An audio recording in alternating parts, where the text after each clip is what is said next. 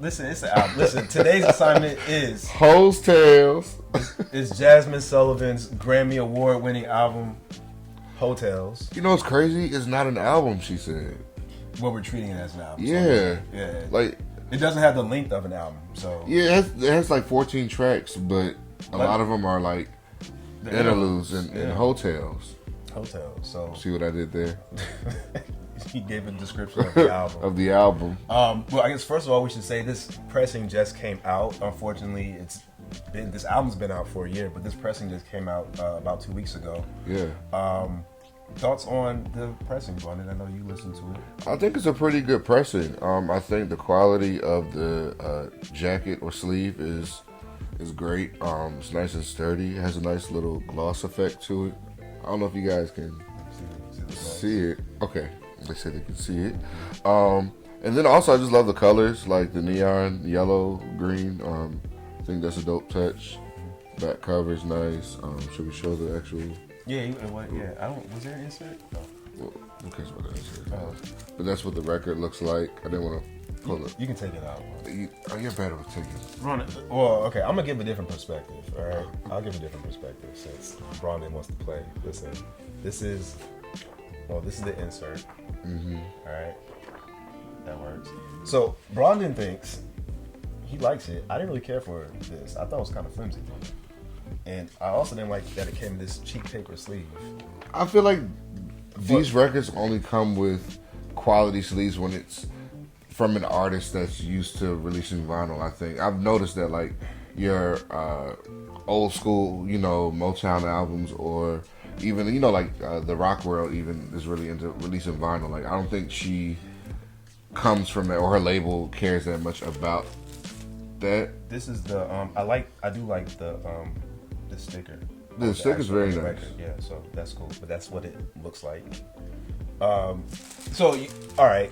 I would say this for what, $20 or whatever this was. Yeah. For $20, it's worth the money. I would say it's decent packaging.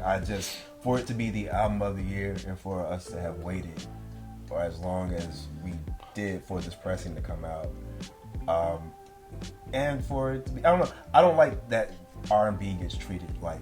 That's understandable. Okay, I don't like that R&B gets treated like this. Like you get the low grade version of stuff. Especially it was the album of the year. It won a Grammy. So, but I think to their credit, I think this was printed before. Was it? Yeah, before. Okay, well, before it got album of the year. Kind of just whatever. He likes it. It's okay for me. For $20, it's worth it. But in terms of the sound of it, I really enjoyed the sound. It sounded great to me. It wasn't like spectacular. It wasn't the most amazing sound, but it sounded good though. I enjoyed it. I thought they just took the MP3 and put it on there. Honestly, it didn't sound like. I was hoping it would sound more live. It's okay, like you said. It's not spectacular. I was hoping that it would have that more live effect. Being that, do you think the production on this album requires that more live effect though? The production of it, or the production of like the actual songs? Like, it's certain albums where more instruments can come alive. Like example, B-Day. Right. You put that on and you'll hear the instruments a little bit more. But this album, though it's an R&B album, it was very the production on it was very modern and. Yeah. Well, because I mean, let's just get into some of the songs in here. So, "Pick Up Your Feelings," the lead single. I think that sounds like a live song. It sounds like she used. I think, right? I can't really tell. I didn't really the credits don't really tell you much. Yeah, but it sounds like there was an opportunity to enhance the vinyl experience. Mm-hmm. Like that's what I'm getting at. But again, for $20, it's. For $20, it's worth the pressing. I'm just saying I would spend the extra 10 to 15 for something a little more, but whatever. We'll take it. Let's just get into the content, Brandon. Yeah, content. This was probably, I would say this is probably one of the most cohesive concept albums that we've received from an R&B artist in the past. Or an artist period, man. Or an artist period, yeah. Like it was a really strong concept. And she even the way she started to release it, I remember she released the first single, Lost One, like earlier on in the summer of 2020. And she said it was going to be a concept album. The Pick Up Your Feelings came out after that. And just even the way the single covers looked, it all coincided with this whole project. So it started off kind of just cohesive, which I thought was pretty cool too. Yeah, I think that it's a great album. As far as even like the tales that people are telling. The hotels. The hotels. I don't want to say it. You say it. It's not a curse word. I know. I'm fucking with y'all. I cuss all the time, y'all. The whole. But so you have a bunch of, I'm not gonna call them hoes, but you have a lot of women telling stories, just their experiences in love, and some of them are where they were the hoes, and some of them are the ones where they were played by whole ass niggas. You know what I'm saying? It's just, which I thought was great, and I think that Jazmine does a great job telling both sides of the story. So you have a song like "A Girl Like Me" with her featuring her on there, which they're the ones that are heartbroken. And they're talking about, these niggas are going to make us hoes, treating us this way. But then you also have a song like Lost One, where she admits she's the one that fucked up. And she takes responsibility for, the ending of the relationship, and that she needs to, work on herself. So I appreciate that this album shows both sides of love, the heartbreaker and the one that's heartbroken. That's what I was saying. But mainly it's male bashing R&B.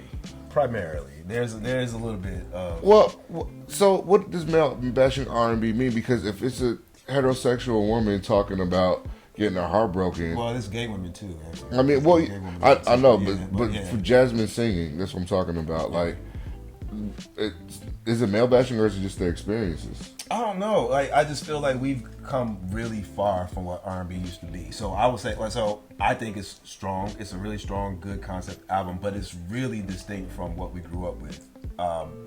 So the album that came out the day I was born was Anita Baker's Rapture, when she's in love the entire album. So I'm wondering, how do we get to the point where we have, and it's not just Jazmine Sullivan. I feel like a lot of artists make music like this, and a lot of people are in this. These types of feelings, and I'm wondering how we got to the point where the entire album, like, are we really just that broken where, like, you have to make albums where no one's in love anymore? Like, it begins with you, it starts off with you, like, catching bodies, and then it ends with you calling girl like me, you're saying you're gonna be a hoe because of the men you dealt with. So I mean, it's that's what I mean. I guess what I'm saying, male bashing is opposite of being in love, which is what I'm used to in R&B. I'm not saying it's not accurate. It is not an accurate portrayal of how people feel, because it clearly is. And just going to the show, I saw that people, the women there specifically, really felt this. They really feel like this. I'm just wondering how we got to this point. So yeah, maybe not male bashing R&B, but slightly. I would say, I think that on both, because if you listen to a lot of male R&B, a lot of these men are heartbroken too. Like, you listen to your Lucky Day, your Aaron Ray, or you may not know who they are, but I'm just saying, like, if you want to talk about modern R&B, let's talk about all of it. It's a problem. It's a problem. But also, I don't know if it's necessarily a problem, but it's also the reality of, I think, not just our generation. Anita Baker was probably getting cheated on too. Back in the day, labels wouldn't allow artists to have that much freedom with which they were talking about. They say, yo, people are in love, that's what they want to hear, so put that out. But now we're in a place where women can cuss, they can name an album Hotels. Women wouldn't dare make an album like this back. It's definitely there. It's definitely that's definitely bold. And I just think that's just the reality of relationships, and that's been the reality of relationships. I mean, not even just in the 90s or when we grew up, but I mean, to me, this album and what I know what it means to a lot of black women is this has been the experience of black women in relationships since the 50s and 60s, when their men would be cheating on them. You know what I mean? Like, literally, the men would be cheating on them, coming home, having whole families on the other side of town. Like, this is something that's been going on a lot, and I think that, again, back in the day, people just couldn't be as transparent about it. But heartbreak is nothing new. Men cheating is nothing new. Women cheating is nothing new. Nothing new is under the sun, as they say. But yeah, I think this is just an experience that a lot of people go through. And on top of that, the millennial love experience is totally different from what we used to deal with, what we saw our parents and, other people back in the day.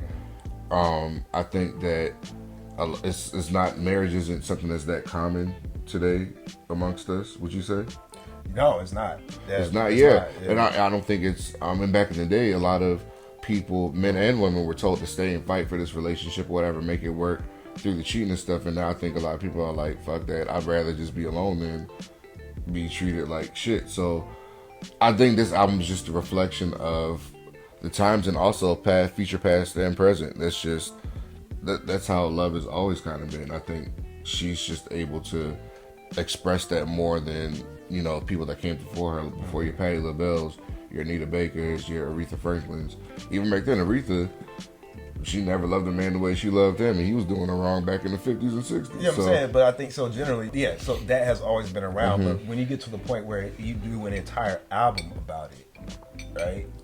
And it's not just her. It's this stands out because it was such a good project. But you talk about this in conjunction with her and your Kalani's and Janae Aiko's, with everybody else. So that my not necessarily issue. I'm not gonna say it's an issue, but something that I noted is that we have come a really long way from R&B music serving like relationships, and I don't think niggas is in love anymore.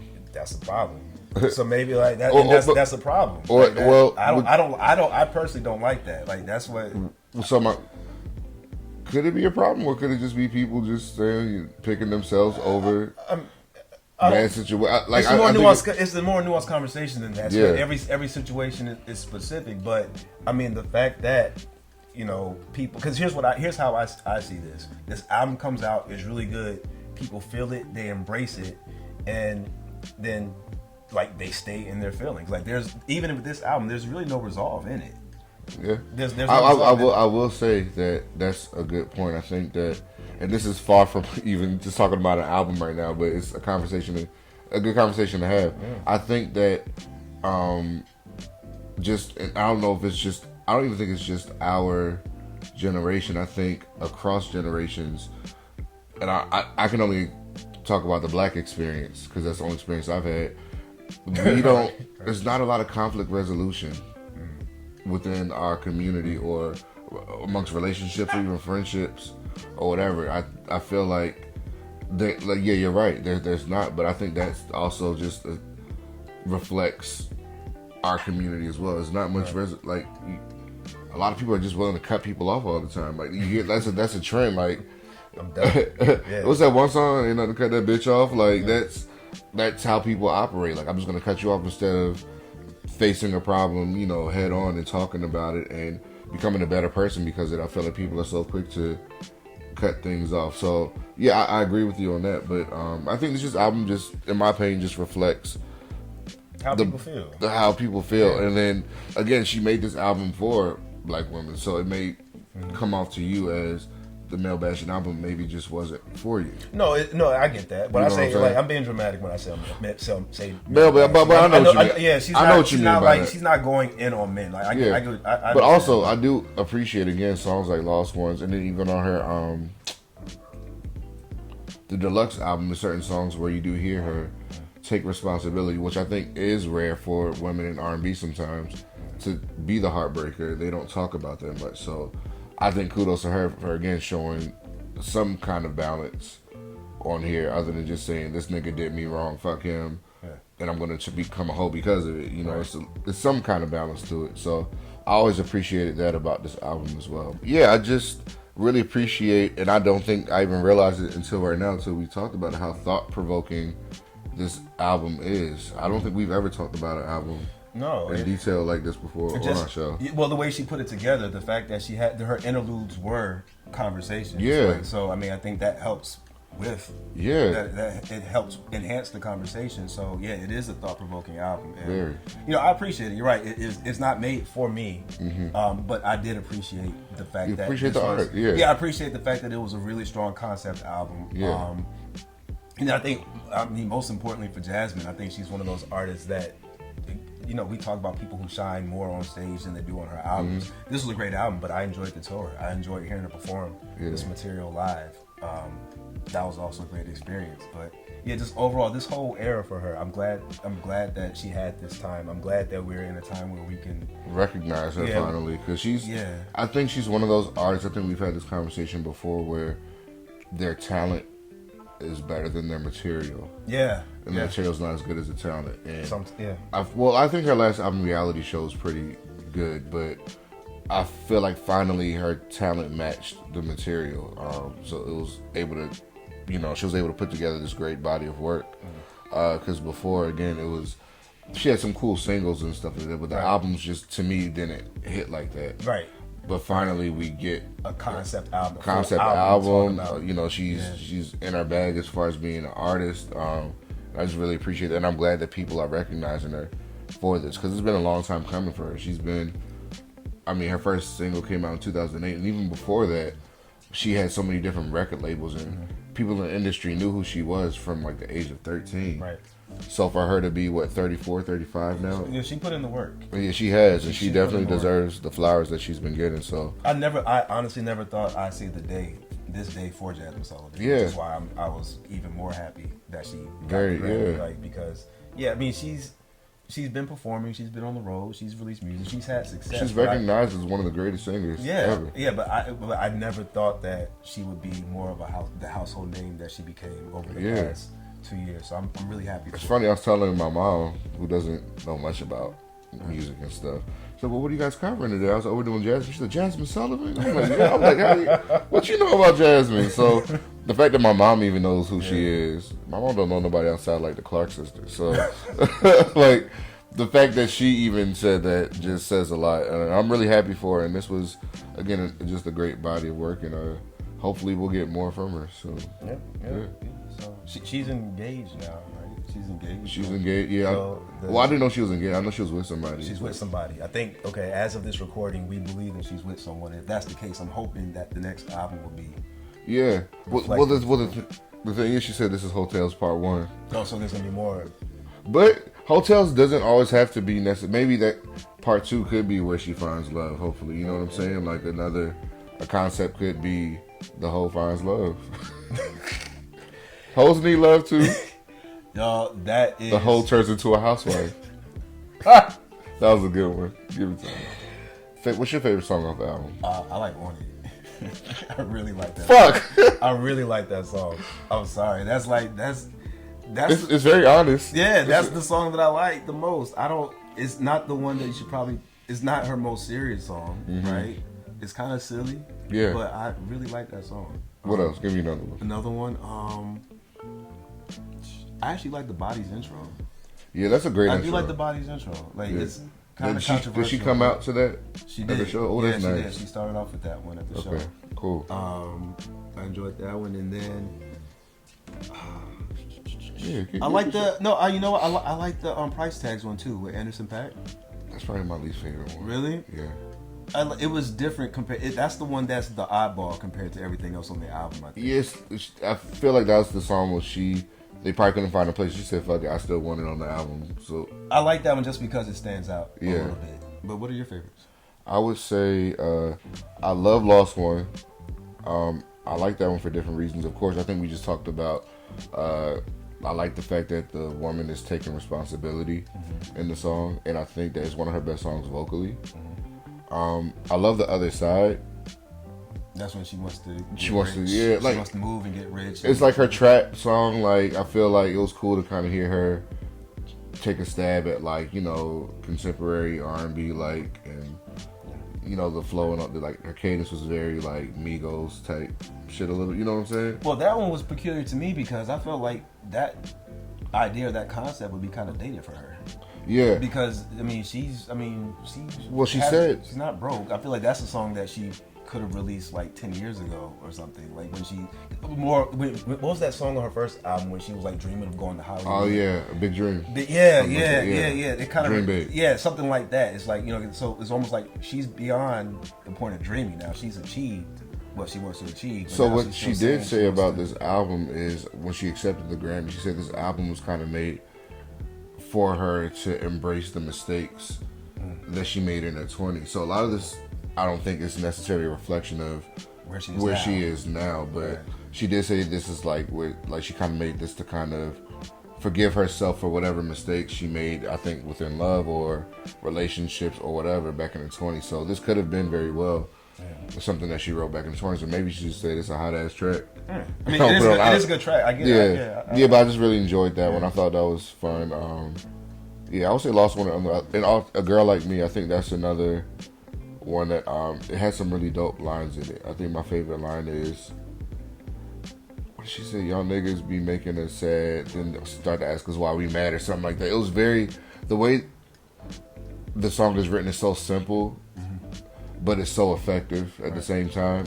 So I really enjoyed her and her collaborating. Their voices really complimented each other on that track to me. I like that she closes the album with that track. Yeah, it's a very nice, somber, great song, with a lot of heart and soul. It's really sad. Yeah, for sure. It's a really sad song, but it fits the album. It's yeah, appropriate for this track list. Yeah. I see what you mean now. There's no resolve. It would have been nice to have a track where it was There's something else. It's kind of like it starts off like she's catching bodies, and then at the end she's still sad. So. Yeah, that's some people's reality too, unfortunately. But yeah. But overall, I mean, still great, solid project. Her best, I think, her best album, and worthy of all the hype that it received. So, congrats, Jazmine. Make sure you pick up a copy. It's available on Amazon.com. And you know what's cool? This album was only released on vinyl and not even on CD. That's the age we're in now, where people aren't even releasing CDs now. They're just just put the vinyl out and get it digitally. Yeah. All right. Anyway. Anyways. Yeah. Grab it. Enjoy it. Oh, they said it's limited. I don't know how limited it is, but everything always sells out, so get it. Yeah. So go ahead and get your copy and enjoy it. And we'll see you in the next episode. Peace out.